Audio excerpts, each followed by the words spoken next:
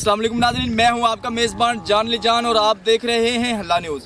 नाज़रीन, जिस तरह मैंने बताया था कि मैं आपको दरिया रावी में सैलाबी रेले के मतलब जो है वो अपडेट्स देता रहूँगा, उसी तरह मैं आज हल्ला का ये एक नवाही इलाका है जहाँ पे मैं पहुँचा हूँ। ये औजला कला और दुल्लू मल्तानी के दरमियान का एरिया है जहाँ पे मैं खड़ा हूँ। दरिया रावी में पानी की सतह बहुत ज़्यादा बुलंद हो चुकी है और मज़ीद कहा जा रहा है कि पीछे 1 लाख क्यूसेक का जो रेला है वो पीछे बाकी है, लेकिन इस वक्त जो ये पानी चल रहा है ये 57,000 क्यूसेक पानी चल रहा है। मैं आपको बताता चलूँ, और इस पानी ने भी तबाही मचा दी है। मुख्तलिफ जो फसलें हैं पीछे वो जो हैं डूब चुकी हैं, जिसमें गन्ने की फसल थी, कपास है, और हम वहाँ पहुँचे मक्की की फसल थी, और दरिया ने अपनी कटाई जारी रखी हुई है। ज़मीन जो है वो दरिया के अंदर जा रही है।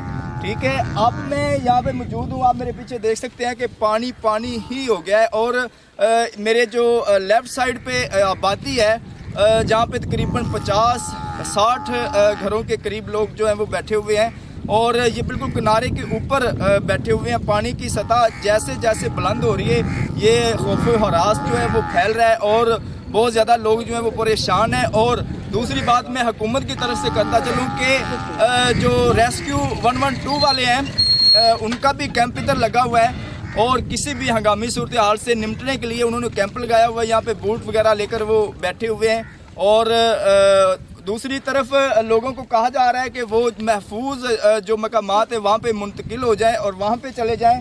और आप अगर मेरा कैमरा मैन दिखा सके तो वो सामने एक आबादी नज़र आ रही है जिसको पानी ने बिल्कुल टच कर दिया है, लेकिन ये दरिया के दूसरे किनारे पे है। और ये कुछ झोंपड़ियाँ हैं, ये भी लोग यहाँ पे काश्तकारी करते हैं, मुख्तलिफ वेजिटेबल का काम करते हैं।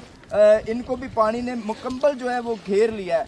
और जहाँ पे मैं खड़ा हूँ मेरे तकरीबन 2-3 एकड़ की दूरी पे जो 50 से 60 घर की आबादी है वहाँ पे भी उनको भी काफ़ी खदशा है। अगर पानी बढ़ता है तो वहाँ पे भी नुकसान हो सकता है। उन्होंने भी अपना सामान वगैरह जो है वो निकालना शुरू कर दिया है। और मैं इंशाल्लाह आपसे मज़ीद जो दरिया के मतलब मालूमात है दरिया रावी की वो शेयर करता चलूँगा।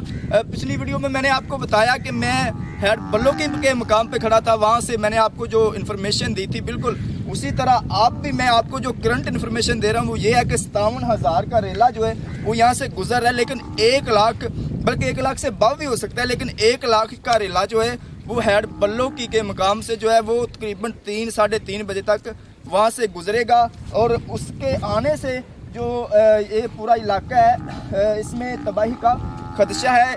और मैं एक और बात करते चलूँ कि ये ज़मीनें जो हैं ये दरिया में तो आ रही हैं, लेकिन इनके ऊपर जो फसलें जो काश्त की हुई थी वो उन मिडल मैन लोगों की थी जो पट्टे पे ज़मीन लेकर यहाँ काश्त करते हैं। मतलब कि उन्होंने 60-70 हज़ार रुपये जो है ना पर ईयर का जो पट्टा दिया हुआ है।